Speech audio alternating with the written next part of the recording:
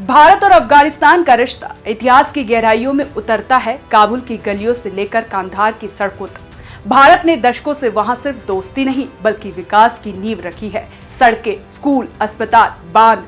भारत ने अफगानिस्तान के हर कोने में आर्थिक, सामाजिक और बुनियादी ढांचे के निर्माण में योगदान दिया है। लेकिन साल 2021 जब तालिबान की सत्ता में वापसी हुई तो पूरा परिदृश्य बदल गया। अंतर्राष्ट्रीय समुदाय ने दूरी बना ली, पर भारत ने अपने दरवाजे बंद नहीं किए।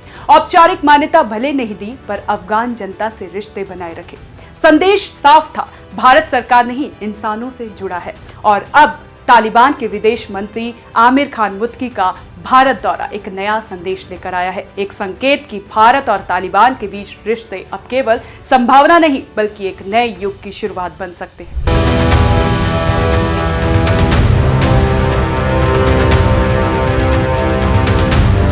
भारत और अफगानिस्तान के रिश्ते नए नहीं हैं, दशकों पुराने हैं।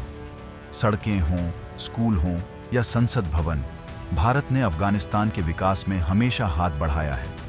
काबुल से कंधार तक भारत की मदद से बने पुल, डैम और अस्पताल आज भी उस दोस्ती की गवाही देते हैं। लेकिन 2021 में जब तालिबान की वापसी हुई तब सब कुछ बदल गया। नई सत्ता आई, पर भारत ने अपने रिश्ते पूरी तरह नहीं तोड़े। औपचारिक मान्यता भले नहीं दी, मगर संवाद के दरवाजे कभी बंद नहीं किए। और अब तालिबान के विदेश मंत्री आमिर खान मुत्ताकी के भारत आगमन ने सबको चौंका दिया, क्योंकि ये सिर्फ एक यात्रा नहीं बल्कि संकेत है कि भारत तालिबान संबंधों में नए आयाम खुल सकते हैं। ऐसे आयाम जो पूरे दक्षिण एशिया की राजनीति का चेहरा बदल सकते हैं। अब बात करते हैं पाकिस्तान की चिंता की, क्योंकि भारत तालिबान नजदीकी की भनक लगते ही इस्लामाबाद की बेचैनी बढ़ गई है। पाकिस्तान का दावा है अफगानिस्तान की जमीन उसके खिलाफ इस्तेमाल हो रही है। वो आरोप लगाता है कि भारत अफगानिस्तान के रास्ते टीटीपी यानी टीटीपी जैसे संगठनों को मदद दे रहा है। ये वही संगठन है जिसने पाकिस्तान में कई बार सेना और पुलिस पर हमले किए। पाकिस्तानी एजेंसियां यहां तक कहती हैं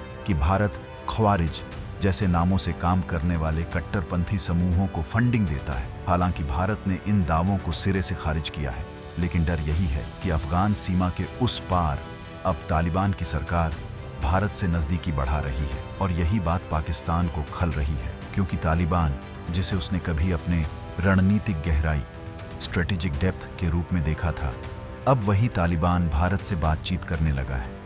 यानी जो दोस्त होना चाहिए था, अब वो भारत के साथ कॉफी पी रहा है। पाकिस्तान के लिए ये केवल सुरक्षा का सवाल नहीं बल्कि अस्तित्व की राजनीति का मसला है। वो डरता है कि अगर भारत तालिबान रिश्ते और गहरे हुए तो अफगानिस्तान में भारत एक वैकल्पिक ताकत बन जाएगा और पाकिस्तान का दशकों पुराना दबादब टूट जाएगा।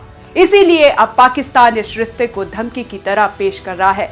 अपने मीडिया में, अपने बयानों में वो ये संदेश देना चाहता है कि भारत की ये पहल उसकी सुरक्षा और विदेश नीति दोनों के लिए खतरा है। लेकिन सच्चाई ये है कि अगर भारत अफगानिस्तान में अपनी भूमिका बढ़ाता है तो पाकिस्तान को अंतर्राष्ट्रीय मंच पर जवाब देना पड़ेगा, क्योंकि अब खेल सिर्फ काबुल का नहीं, पूरे दक्षिण एशिया की राजनीति का है। भारत की नीति बिल्कुल साफ है। अफगान धरती का इस्तेमाल भारत विरोधी गतिविधियों के लिए नहीं होना चाहिए। काबुल में जो भी सत्ता हो, भारत का मकसद हमेशा लोगों से जुड़ना रहा है, सरकारों से नहीं, जनता से। इसीलिए भारत आज भी अफगानिस्तान में स्वास्थ्य, शिक्षा और व्यापार जैसे मानवीय क्षेत्रों में काम कर रहा है। भारत जानता है अफगानिस्तान की स्थिरता ही पूरे क्षेत्र की शांति की कुंजी है, इसलिए उसने वहां अपना राजनयिक दायरा फिर से बढ़ाया। दिल्ली ने टेक्निकल मिशन को अपग्रेड कर उसे दूतावास के स्तर पर सक्रिय कर दिया, ताकि जमीनी स्तर पर तालिबान प्रशासन के साथ संवाद जारी रह सके। लेकिन भारत का मकसद सिर्फ मदद बांटना नहीं बल्कि साझेदारी बनाना है। एक ऐसी साझेदारी जहां विकास हो, जहां अफगानिस्तान अपने पैरों पर खड़ा हो सके। भारत ये दिखाना चाहता है कि रिश्ते सिर्फ सहायता से नहीं, विश्वास और विकास से भी बनाए जाते हैं।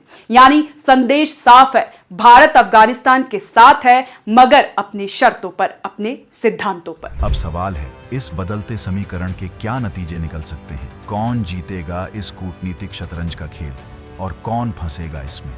सबसे पहले बात पाकिस्तान और तालिबान के रिश्तों की। दोनों के बीच तनाव पहले ही सतह पर दिखने लगा है। सीमांत इलाकों में गोलीबारी, सीमा पार हमले और हवाई अभियानों की घटनाएं पाकिस्तान की बेचैनी को उजागर कर रही हैं। अगर हालात यूं ही बिगड़ते रहे तो दोनों के बीच सीमित सैनिक टकराव की स्थिति भी बन सकती है। दूसरी तरफ भारत की भूमिका बढ़ सकती है। अगर भारत ने अफगानिस्तान में ठोस निवेश किया, सड़कें, स्कूल, अस्पताल, व्यापारिक गलियारे, तो उसकी मौजूदगी और मजबूत होगी। मगर भारत सावधानी बरतेगा, क्योंकि उसे यह भी ध्यान रखना होगा कि उसकी कोशिशें दखलंदाजी न लगें, बल्कि एक विश्वसनीय साझेदारी की तरह दिखें। और तीसरा पहलू, क्षेत्रीय समीकरण। चीन, ईरान, रूस और मध्य एशियाई देश सभी इस नए तालमेल को बारीकी से देख रहे हैं। हर देश चाहता है कि अफगानिस्तान स्थिर भी रहे और उसका प्रभाव क्षेत्र भी बना रहे। ऐसे में पाकिस्तान कोशिश करेगा कि वो इन देशों को अपने पाले में खींच ले, लेकिन भारत अगर संयम और रणनीति से चले तो वह इस खेल का शांत लेकिन मजबूत खिलाड़ी बन सकता है। कुल मिलाकर यह सिर्फ सीमाओं की लड़ाई नहीं, बल्कि प्रभाव और प्रतिष्ठा की जंग है, जहां हर देश अपने भविष्य का दांव लगा रहा है। अमीर खान मुत्ताकी का भारत द्वारा सिर्फ एक राजनयिक मुलाकात नहीं था, बल्कि एक संकेत था कि भारत तालिबान रिश्ते अब केवल संभावना नहीं, बल्कि एक व्यावहारिक विकल्प बनते जा रहे हैं। पाकिस्तान के लिए यह बदलाव किसी झटके से कम नहीं, क्योंकि दशकों से जिस अफगानिस्तान को वो अपने रणनीतिक प्रभाव क्षेत्र में मानता आया था, वहीं अब भारत नई पगडंडी बना रहा है। लेकिन भारत के लिए भी यह रास्ता आसान नहीं। उसे विकास की भाषा बोलते हुए सुरक्षा की सीमाएं भी सख्ती से खींचनी होंगी। कूटनीति और सावधानी, यही उसकी सबसे बड़ी ताकत है। आखिरकार यह रिश्ते तय करेंगे कि दक्षिण एशिया की दिशा क्या होगी। क्या यह क्षेत्र सहयोग की ओर बढ़ेगा या फिर पुराने अविश्वास की दलदल में लौटेगा? और यही सवाल आने वाले वक्त का सबसे बड़ा इम्तिहान होगा, भारत के लिए भी, पाकिस्तान के लिए भी और तालिबान के लिए भी।